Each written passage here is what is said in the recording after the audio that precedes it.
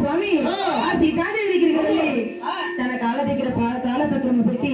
ఆ కాలపత్రంలో ఈ విధంగా రాశాడు ఆయన 12 మాసములు 10 ఏంటన్నావు 12 పాలైతే అడవి లోపలను అందుచేత నిన్ను అడవిలో వెలుముని అన్న ఆజ్ఞాయ అరుదించవమ్మా అంటే చెప్తున్నాడు 12 మాసాలు లంకలో ఉన్నావు కనుక మన రాజ్యంలో ఒక చాకలి వాడు నీ మీద అపనింద వేశారు రాజుకి అపనింద వస్తే రాజ్యం అంతా అపనింద వచ్చినట్లే అని రామచంద్రమూర్తి మా అన్నగారు మిమ్మల్ని అడవిలో వదిలిపోయి ఆజ్ఞ వేశారమ్మా అందుచేత నిన్ను అడవిలో విడిచిపెడుతున్నాను నాకు నిందే లేదు నన్ను శపించుకో తల్లి లక్ష్మణుడు ఆ సీతాదేవికి కాలపత్రం మీద రాసి తన కాళ్ళ దగ్గర పెట్టి చిన్నగా అయోధ్య నగరానికి వెళ్ళిపోయాడు వెళ్ళిపోయాడు అంత సీతాదేవి కొంతసేపటికి తెలివి తెచ్చుకొని కాలపత్రము చూసి శోకించి ఈ విధంగా ఉంటుంది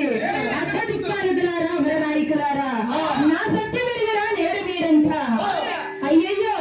ఓ ధీరులారా ఏ పాపం వెలిగరు కానీ అడవి పాలు చేసి శ్రీరామచంద్రుడు అంటూ అలనాడు లంకలో ఆ అగ్నిగుండంలో నేను దిగిన నాడు లేరు మీరంతా ఆ సీతాదేవి అష్టదిక్పాలకు కంటే పంచభూతాలని తలుచుకుంటూ బాధపడుతూ నా సత్యము మీరు ఎరుగరా మీరు లేరా నన్ను శ్రీరామచంద్రుడు ఈ అడవి పాలు చేశాడు